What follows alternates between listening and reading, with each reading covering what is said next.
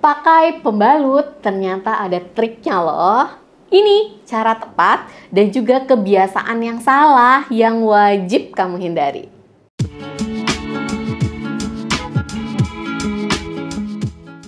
Assalamualaikum warahmatullahi wabarakatuh. Halo teman sehat, jumpa lagi nih dengan saya Dr. Wedelia Sadina Putri. Nah, buat para wanita, pembalut itu kan kebutuhan wajib ya setiap bulan, bener kan? Setiap kali menstruasi biasanya kita pasti menggunakan pembalut. Tetapi meskipun sudah jadi kebiasaan, pernah nggak sih kamu bertanya-tanya, apakah cara memakai pembalut saya ini udah benar? Atau jangan-jangan ada kebiasaan yang salah tanpa saya sadari? Nah, ini penting banget teman-teman, karena kalau salah bisa-bisa memicu masalah kesehatan di area kewanitaan kita loh. Di video kali ini kita bakal kupas tuntas nih tips memakai pembalut yang tepat dan kebiasaan-kebiasaan yang sering salah pada saat memakai pembalut itu. Terutama untuk para remaja nih, wajib banget ditonton. Ini juga penting banget ya buat semua wanita, nggak hanya remaja juga, agar tetap nyaman dan juga sehat selama menstruasi. Ditonton sampai habis ya. Teman sehat, area kewanitaan kita itu sangat sensitif dan mudah sekali terinfeksi. Jadi, pembalut yang kita pakai setiap bulan itu kan akan bersentuhan langsung dengan area tersebut. Nah, kalau cara pakainya kurang tepat atau kebersihannya kurang terjaga, otomatis bakteri, jamur itu bisa mudah berkembang biak di area tersebut. Akibatnya bisa muncullah masalah-masalah seperti iritasi, gatal, kulit area vagina itu jadi kemerahan karena gatal atau lecet akibat digaruk. Kemudian muncul infeksi bakteri ataupun jamur. Nah, itu bisa menyebabkan keputihan yang nggak normal, beraroma nggak sedap, atau bisa juga menimbulkan rasa nyeri. Nah, selain itu bisa juga ya teman-teman meningkatkan resiko terjadinya suatu toxic shock syndrome atau TSS. Walaupun memang jarang terjadi, kondisi serius ini bisa terjadi jika bakteri itu masuk ke aliran darah akibat penggunaan pembalut atau tampon yang tidak tepat.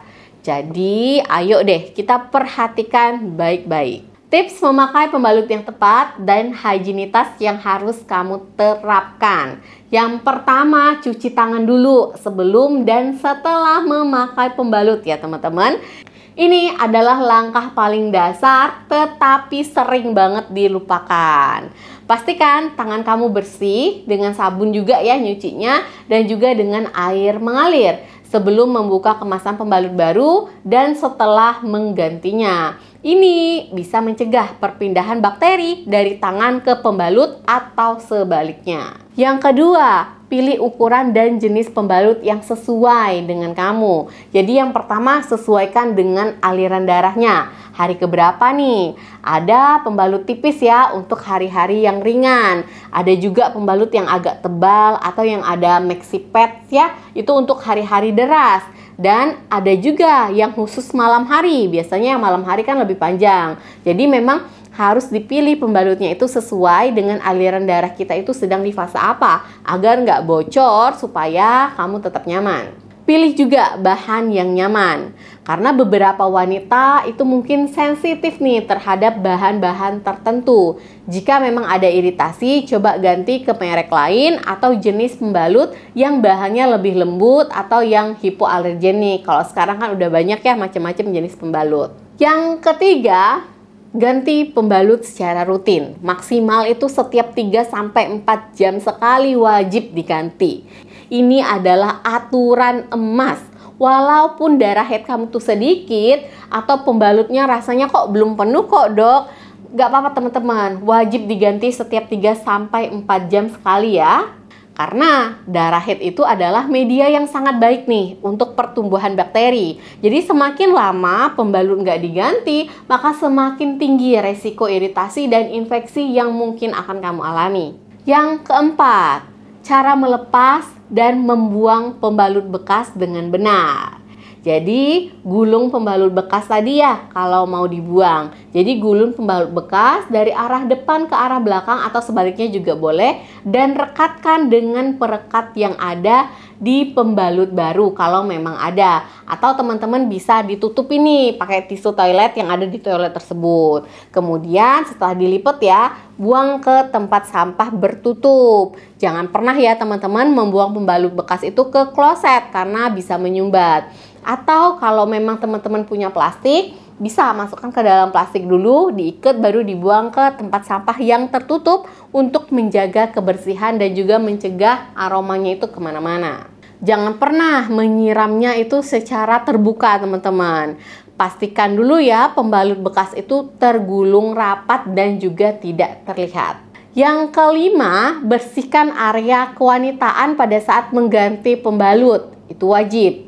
Jadi pada saat mengganti pembalut, bersihkan juga area kewanitaan kamu dengan air bersih yang mengalir dari arah depan ke arah belakang. Keringkan dengan handuk bersih atau tisu dengan cara menepuk-nepuk, jangan digosok terlalu keras untuk menghindari lecet atau iritasi ya. Dan sebaiknya hindari penggunaan sabun kewanitaan yang beraroma atau douche kecuali memang direkomendasikan oleh dokter karena itu bisa mengganggu pH alami vagina. Udah tahu kan tipsnya gimana teman-teman? Kemudian kita akan bahas kebiasaan yang salah pada saat memakai pembalut yang wajib banget dihindari. Yang pertama, biasanya nggak rutin mengganti pembalut atau pakai pembalut itu lebih dari 4 jam. Hayo, siapa nih yang sering melakukan itu? Ini sebenarnya adalah kesalahan paling fatal teman-teman. Jadi, membiarkan pembalut penuh terlalu lama itu adalah masalah banget teman-teman. Itu bisa mengundang bakteri dan jamur untuk berkembang biak, memicu bau nggak sedap, gatal, iritasi, atau mungkin terjadi infeksi sampai ke infeksi yang serius. Yang kedua, hindari menyimpan pembalut di tempat lembab. Pembalut yang belum dipakai sebaiknya disimpan di tempat kering seperti di laci kamar, bukan di kamar mandi yang lembab. Karena kelembaban itu bisa membuat pembalut terkontaminasi jamur atau bahkan bakteri sebelum teman-teman gunakan. Nah, yang ketiga, menggunakan pembalut yang ada wangi-wangiannya atau beraroma.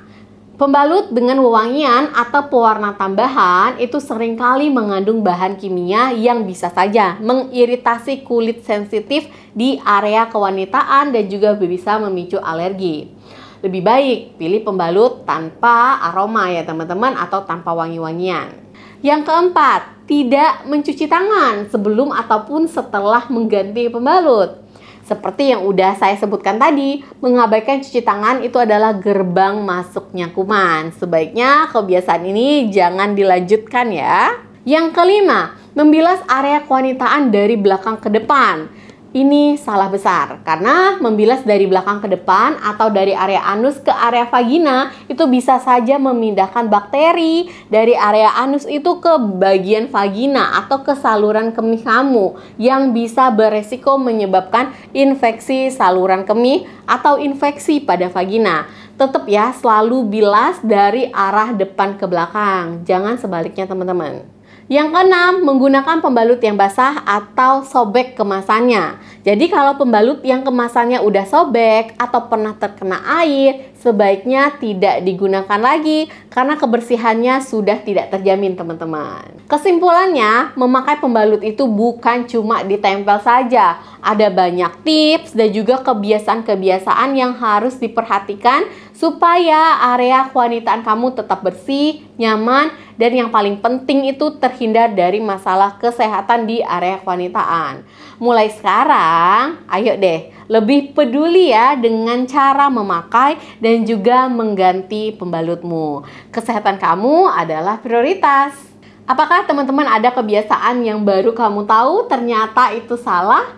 Atau mungkin ada tips lain nih yang ingin kamu bagikan? Boleh silakan berbagi di kolom komentar di bawah ini ya. Semoga video saya bermanfaat dan juga bisa menambah wawasan kamu. Jangan lupa untuk di like, di share, dan juga subscribe untuk informasi kesehatan wanita lainnya. Tonton video-video lainnya juga teman-teman tentang wanita. Terima kasih sudah menonton, jaga kesehatan selalu, salam sehat, sampai jumpa. Wassalamualaikum warahmatullahi wabarakatuh.